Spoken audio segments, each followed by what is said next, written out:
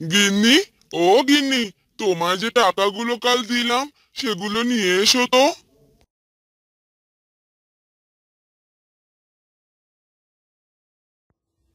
কেন গো? টাকা দিয়ে এখন কি করো? আজ আবার কোথায় যাবে? আরে, তোমার কি মনে নেই? মোড়ল আমাদের কাছে কিছু টাকা পেত, সেই টাকাই তো এখনো দিতে পারিনি, সেটাই দিতে হবে। ও হ্যাঁ, মনে পড়েছে। আচ্ছা ঠিক আছে, যাও তবে। এরপর মোহন সে টাকা নিয়ে মোড়লের বাড়িতে চলে আসে আর মোড়লকে সে টাকা দিয়ে দেয়। এরপর মোহন বাড়ির দিকে আসতে থাকে। তখনই অনেক জোরে বৃষ্টি পড়তে শুরু করে। আরে আরে, এ কি হলো? এই অসময়ে আবার বৃষ্টি শুরু হলো। যাই যাই, তাড়াতাড়ি বাড়িতে যাই, মনে হচ্ছে ভিজেই যাব। এই বলে মোহন দৌড়াতে লাগলো, কিন্তু সেই বৃষ্টি এত জোরে হচ্ছিল যে মোহন ভিজেই গেল। আর কিছু সময় পর মোহন তার বাড়িতে এলো আর দরজায় শব্দ করতে লাগলো। আরে আরে, তুমি তো ভিজেই গেছো। আসো আসো, ভিতরে আসো আর মাথাটা মুছে ফেলো, না হলে আবার ঠান্ডা লাগবে তোমার। যে বৃষ্টি শুরু হয়েছে, মনে হচ্ছে আজ আর বৃষ্টি থামবে না। সে কি কথা, ঘরে যে কোনো বাজার নেই। কাল কত করে বললাম বাজারটা করে আনো, দেখলে তো এবার যে বৃষ্টি শুরু হলো, এবার কি করে বাজারে যাবে? ও নিয়ে তুমি চিন্তা করো না তো গিন্নি, ঘরে যা শুকনো খাবার আছে তাই দিয়ে চলবে। একটু বৃষ্টি কমলেই আমি বাজারে যাব, দেখি কোনো ব্যবস্থা করতে পারি কিনা। একটু একটু বৃষ্টি কমতে লাগলো। তখনই মোহন ছাতা নিয়ে বাজারের দিকে রওনা হলো। রাস্তায় গণেশের সাথে দেখা হলো। গণেশ মোহনকে দেখে বলতে লাগলো, কি ব্যাপার মোহন, এই বৃষ্টির দিনে বাহিরে কি করছো? কোথায় আবার যাব, বাজারের দিকেই যাচ্ছি। ঘরে যে কোনো বাজার নেই, বাজার যে করতে হবে, না হলে যে না খেয়েই থাকতে হবে। তা দাদা, তা দাদা, তুমি কোথায় যাচ্ছ? কোথায় আবার যাব, যে বৃষ্টি শুরু হয়েছে, মনে হচ্ছে সব ফসল ডুবে যাবে। ফসল নষ্ট হলে যে অনেক সমস্যা হয়ে যাবে। জানি না গো দাদা, কপালে কি যে আছে। আমাদের গ্রামটা একদম নিচু, সামান্য বৃষ্টি হলেই সবকিছু ডুবে যায়। বৃষ্টি যে আরো বাড়ছে, তাড়াতাড়ি বাজার করে নিয়ে আসি। এরপর মোহন বাজারে চলে গেল আর বাজার করে নিয়ে এলো। তখন মোড়লের স্ত্রী বলতে লাগলো, বৃষ্টি যে থামছেই না, আমার যে অনেক ভয় লাগছে। শুনলাম অনেকের ঘর বাড়ি সব নাকি ডুবে যাচ্ছে। সেটাই তো আমিও ভাবছি গো গিন্নি, এ যে আমাদের জন্য অনেক বিপদ বয়ে আসছে। এভাবেই অনেক দিন চলে গেল, কিন্তু বৃষ্টি থামার কোনো নামই ছিল না। গ্রামের সবাই চলে যেতে থাকে। মোহন ও তার বউ জানালা দিয়ে দেখতে থাকে। সে কি গো, গ্রামের সবাই যে চলে যাচ্ছে। চলে যে যেতেই হবে, তাছাড়া তো কোনো উপায়ও নেই। সব জায়গা যে ডুবে যাচ্ছে, আর এ অবস্থায় এখানে থাকবে কি করে? তাহলে আমরা কি করব এখন?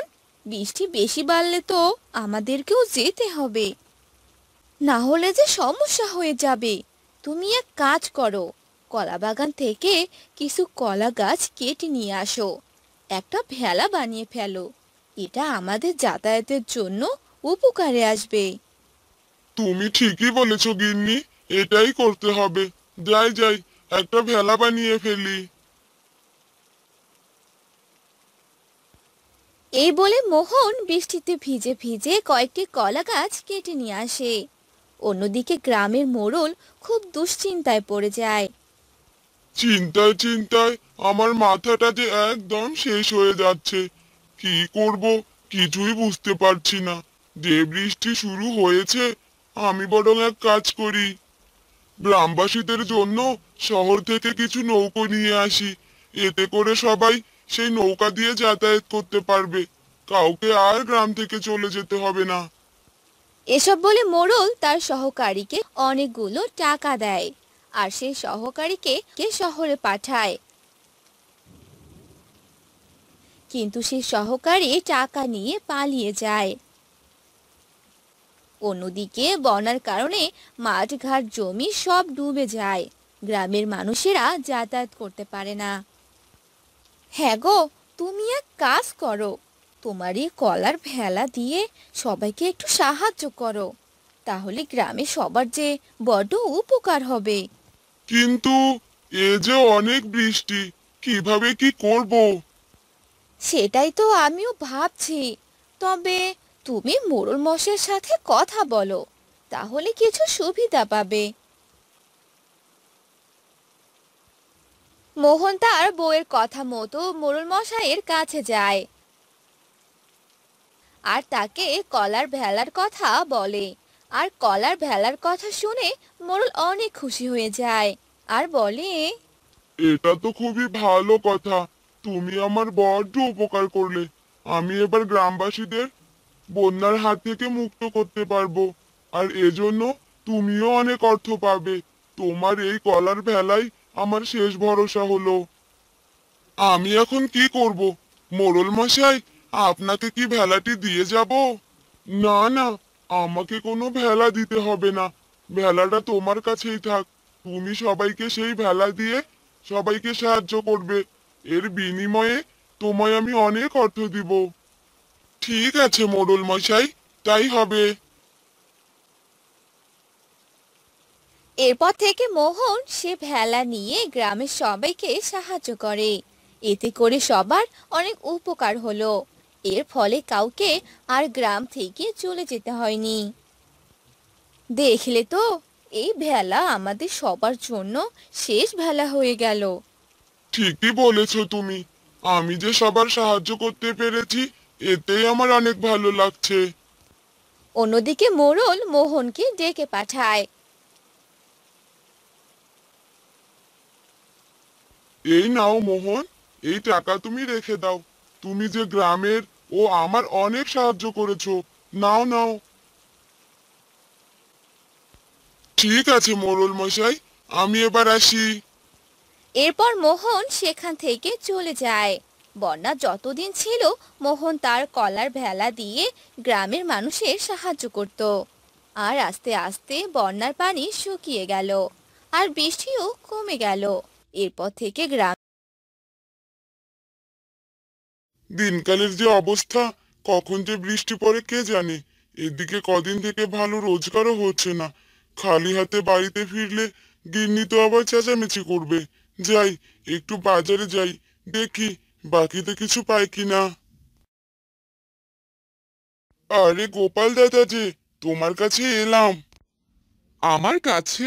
কেন রে? আমার কাছে আবার কি দরকার? দরকার আছে জন্যই তো এলাম। তা তোমার দোকানে সব সবজি আছে দেখছি। আমাকে বাকিতে যদি কিছু সবজি দিতে, তাহলে ভালো হতো। যে ব্যবসার অবস্থা, তার মধ্যে আবার বাকিতে চাচ্ছ? আচ্ছা, ঠিক আছে।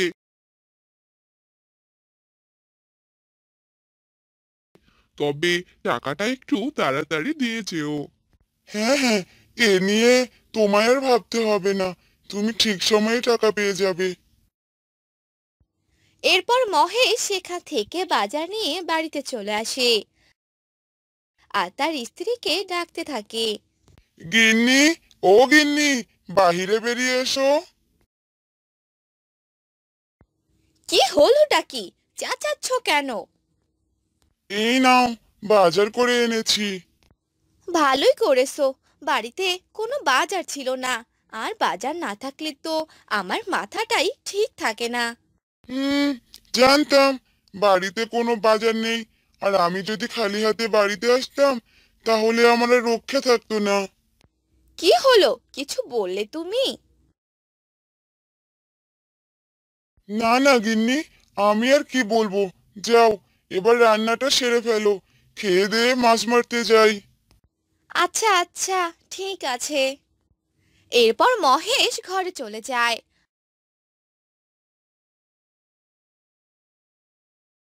কদিন থেকে তো মাছ পাচ্ছি না।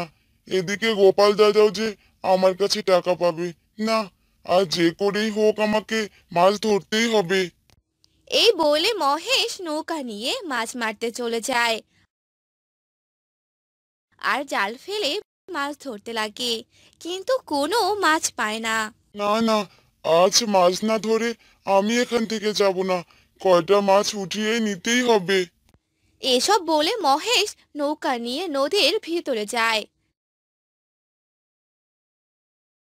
এরপর কিছু মাছ উঠিয়ে নেয় আর মহেশ ফিরে আসে, গোপালকে টাকা দিয়ে দেয়। ঠিক সময়ে টাকাটা এনেছো মহেশ। আমার টাকাটা খুব দরকার ছিল। তা আজ কিছু বাজার করবে না? না দাদা, আজ আর কোনো বাজার করব না। এবার তাহলে আমি আসি। আচ্ছা ঠিক আছে। এরপর মহেশ বাড়িতে চলে আসে আর কিছুক্ষণের মধ্যে অনেক জোরে বৃষ্টি পড়তে থাকে। আরে যা, কি জোরে বৃষ্টি পড়ছে! আমি তো পুরো ভিজেই গেলাম। গিন্নি, ও গিন্নি, দরজা খোলো। আরে, তুমি তো ভিজেই গেছো দেখছি। হ্যাঁ হ্যাঁ, হঠাৎ করে বৃষ্টি শুরু হলো। বাজার থেকে আসতে আসতে ভিজেই গেলাম। আজ কতগুলো মাছ পেয়েছিলে গো? বেশি মাছ পাইনি। আর বলো না, মনে হচ্ছে নদীতে কোনো মাছ নেই। যতবার জাল ফেলি ততবারই ফাঁকা জাল ওঠে। দু তিনটে পেয়েছিলাম, বাজারে বিক্রি করেছি। তা গিন্নি, তুমি কি রান্না করেছো বলো তো? না গো, আজ যে এখনো কিছুই রান্না করিনি, এখন করব ভাবছি। তাহলে এক কাজ করো, তুমি বরং খিচুড়ি রান্না করো। বৃষ্টির দিনে খিচুড়ি, আহা, কি দারুণ খেতে!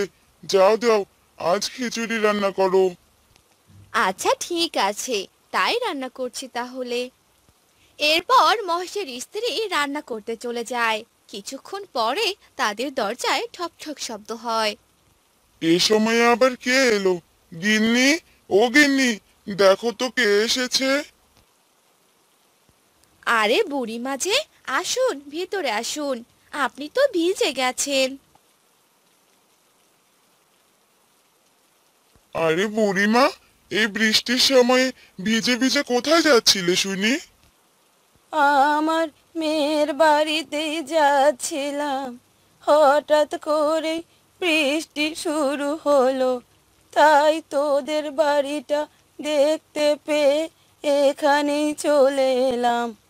নাও বুড়িমা, মাথাটা মুছে ফেলো। হ্যাঁ গো, বুড়িমাকে কিছু খেতে দাও। হ্যাঁ, খিচুড়ি রান্না করেছি, সবাই মিলে একসাথেই খাই। এরপর তারা একসাথে বসে খিচুড়ি খেয়ে নেয়। আর বাইরে অনেক জোরে বৃষ্টি পড়ছে।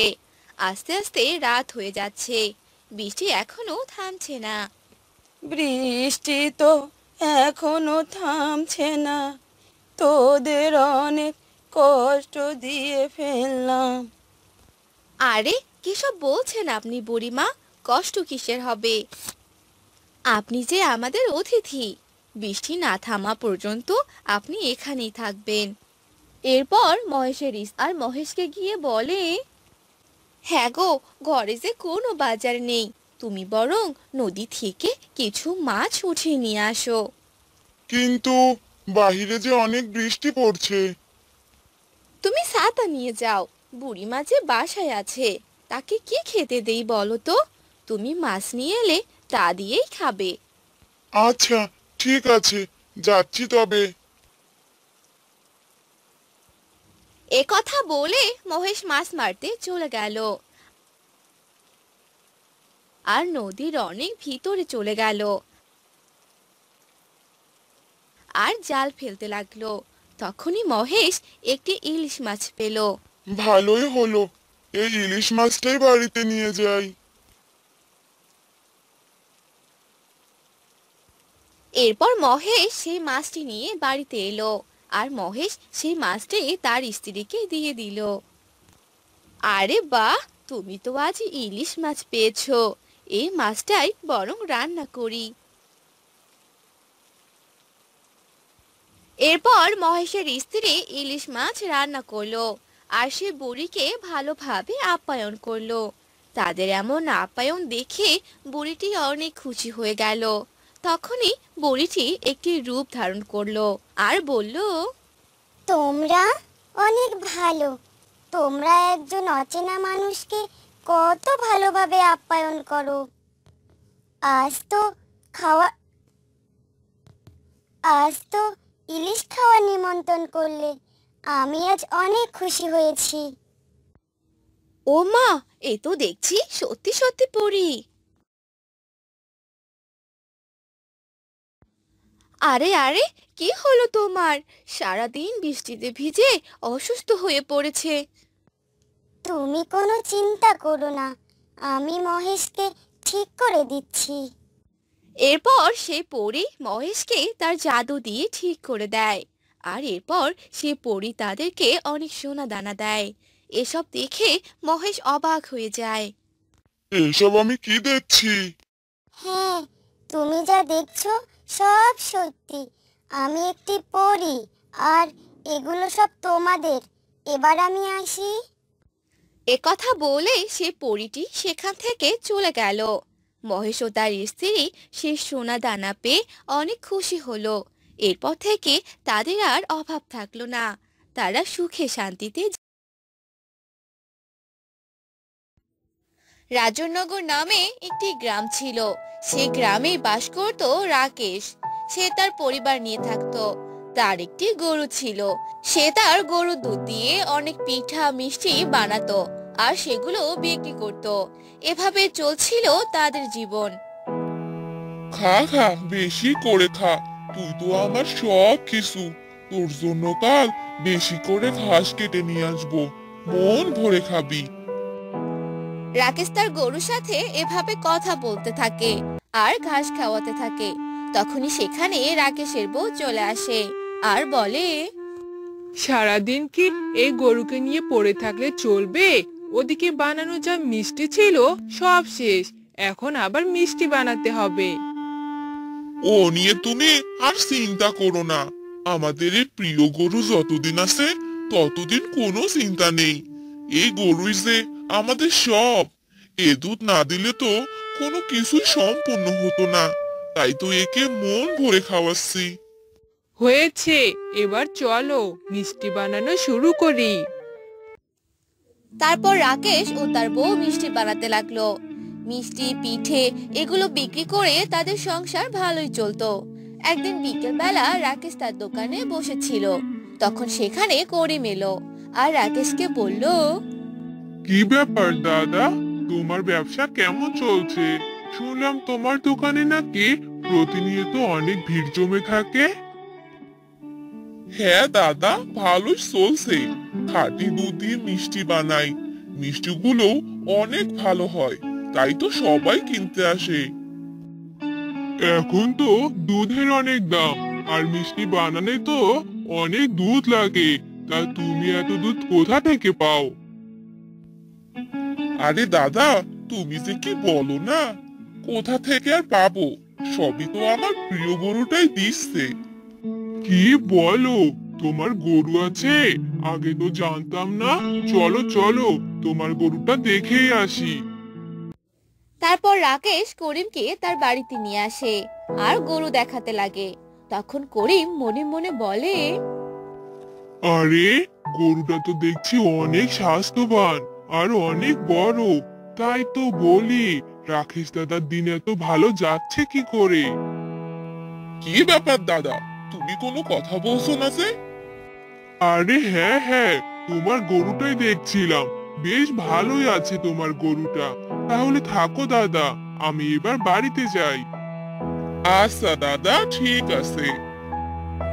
তারপর করিম রাকেশের বাড়ি থেকে চলে যেতে থাকে আর মনে মনে বলতে থাকে, যে করেই হোক আমার এই গরুটা চুরি করতেই হবে। এই গরু বিক্রি করলে আমি অনেক বড় লোক হয়ে যাব। যেই বলা সেই কাজ। 2-3 দিন কেটে যাওয়ার পর করিম কিছু লোক নিয়ে রাকেশের বাড়িতে যায়।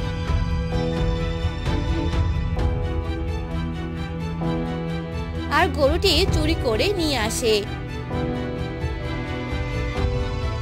পরদিন সকালবেলা। কি গো, গরুটার কোনো সারা শব্দ পাচ্ছি না যে। যাও তাড়াতাড়ি গরুটাকে খাবার দিয়ে আসো। হ্যাঁ হ্যাঁ, যাচ্ছি। এই বলে রাকেশ গরুর ঘরে গেল আর তখনই চিৎকার করতে লাগলো। হায় হায়, এ কি সর্বনাশ! আমার গরু কোথায় গেল? রাকেশের এমন চিল্লাচিল্লি শুনে রাকেশের বউ সেখানে এলো আর বলল, আরে কি হলো, এত চেঁচাচ্ছ কেন? এ কি, আমাদের গরুটা কোথায় গেল? ওগো, তুমি কিছু বলছো না কেন? আমিও তো কিছু বুঝতে পারছি না বউ, মনে হয় কেউ চুরি করে নিয়ে গেছে। এসব তুমি কি বলছো? তাহলে আমাদের এখন কি হবে? তাদের কান্নাকাটি শুনে গ্রামের অনেক লোকজন জড়ো হলো। সবাই বলা বলি করতে লাগলো। আরে চাচা, কি হলো? আপনারা এত সকালবেলা কান্নাকাটি করছেন কেন? আমার গরুটা চুরি হয়ে গেছে, আমার প্রিয় গরু। হায় হায়, এসব আপনি কি বলছেন চাচা? গরু চুরি হয়েছে? আমারও তো দুটো গরু আছে। যদি চুরি হয়ে যায়, যাই যাই, আমি বরং বাড়িতেই যাই। এই বলে সেখান থেকে সবাই চলে গেল। এভাবেই অনেক দিন চলে গেল। আস্তে আস্তে রাকেশের জমানো সবকিছু শেষ হতে লাগলো। আর একদিন রাকেশের বউ রাকেশকে বলল, কি গো, এভাবে আর কতদিন চলবে? জমানো যা ছিল সব তো শেষ হয়ে যাচ্ছে। আমিও তো কিছু বুঝতে পারছি না, কি করব এবার আমি? আমি তো আর অন্য কোনো কাজও জানি না, কি হবে এবার? তুমি একবার বাহিরে গিয়ে দেখো, ভালো কোনো কাজ পাও কিনা। আচ্ছা ঠিক আছে, আমি বরং কালকে বাহিরে যাব, দেখি ভালো কোনো কাজের সন্ধান পাই কিনা। এভাবেই সে দিনটা কেটে গেল। পরদিন সকালবেলা রাকেশ কাজের উদ্দেশ্যে বের হলো আর হাঁটতে লাগলো। অনেক জায়গায় গিয়ে কাজ খুঁজতে লাগলো। রাকেশ হাঁটতে হাঁটতে এক জঙ্গলের কাছে চলে এলো আর বলল, যাই, ওই গাছগুলোর নিচে বসে একটু বিশ্রাম করি। এই বলে রাকেশ সে গাছগুলোর নিচে গেল আর বিশ্রাম নিতে লাগলো। এমন সময়ে রাকেশ সেখানে ঘুমিয়ে পড়ল। কিছু সময় পর রাকেশের ঘুম ভাঙলো আর তখনই সে একটি ছোট বাছুরকে দেখতে পেল। আরে এ কি, এই বাছুরটি কার? আর এখানে বা এলো কিভাবে? আমার পাশে এভাবে বসে আছে। আয় আয়। এই বলে রাকেশ গরুটিকে ধরলো আর তার শরীরে একটি দড়িও ছিল। রাকেশ আশেপাশে ভালো করে তাকাতে লাগলো, কিন্তু কোথাও কোনো বাড়ি দেখতে পেল না। এখানে তো কোনো বাড়িও দেখতে পাচ্ছি না, তাহলে এই বাছুরটি কার? রাকেশ অনেকক্ষণ সে গরুকে নিয়ে অপেক্ষা করতে লাগলো, কিন্তু কেউ এই গরুকে নিতে এলো না।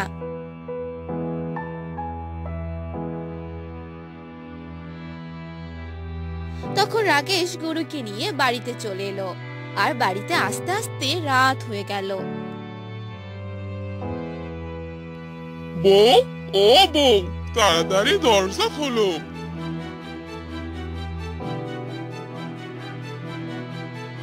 আরে, তোমার আসতে এত দেরি হলো কেন? কোথায় ছিলে সারা রাত? আরে দেখো কাকে নিয়ে এসেছি। এ কি, এই গরুকে তুমি কোথায় পেলে? আর কার গরু এটা? তখন রাকেশ সব ঘটনা খুলে বলল। এসব শুনে রাকেশের বউ অনেক খুশি হয়ে গেল আর বলল, খুব ভালো হয়েছে গো, এই গরুকে অনেক যত্ন করে বড় করব। যাও যাও, ওকে বরং ঘরে রেখে আসো। তারপর রাকেশ সেই গরুটাকে ঘরে রেখে দিল। এভাবেই দিন যেতে লাগলো। তারা সেই গরুটাকে লালন পালন করতে লাগলো আর সে গরুটি বড় হয়ে গেল একদিন সকালবেলা রাকেশের বউ গরুটিকে খাবার দিতে গেল।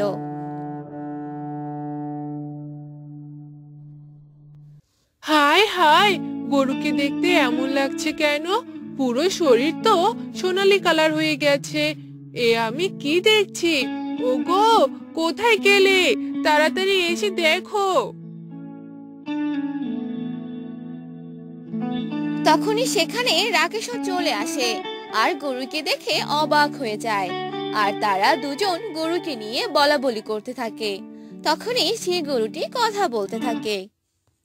তোমরা আমাকে নিয়ে এত গবেষণা কেন করছো? আমি হলাম এক সোনালী গরু, আমি কথা বলতে পারি। আমার প্রতি তোমাদের এত ভালোবাসা দেখে আমি মুগ্ধ হয়ে গেছি। একে এসব আমি কি দেখছি? কোন স্বপ্ন দেখছি না তো? যা হচ্ছে সব বাস্তব। আমি তোমাদের ব্যাপারে সব কিছু জানি। আমি তোমাদের প্রিয় গরু হয়ে থাকতে চাই, আর আমি তোমাদের সব দিকে সাহায্য করব। সত্যি সত্যি বলছো তুমি?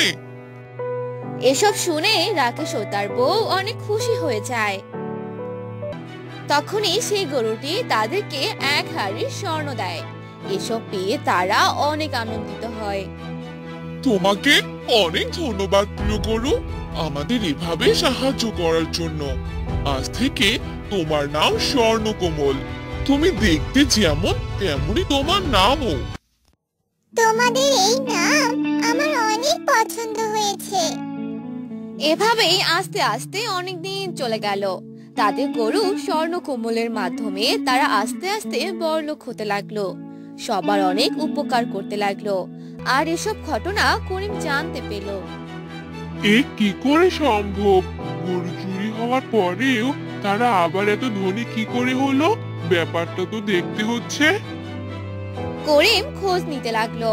আর তখনই সে স্বর্ণকমলের ব্যাপারে জানতে পেল আর বলল, এবার একেও আমার চুরি করতে হবে।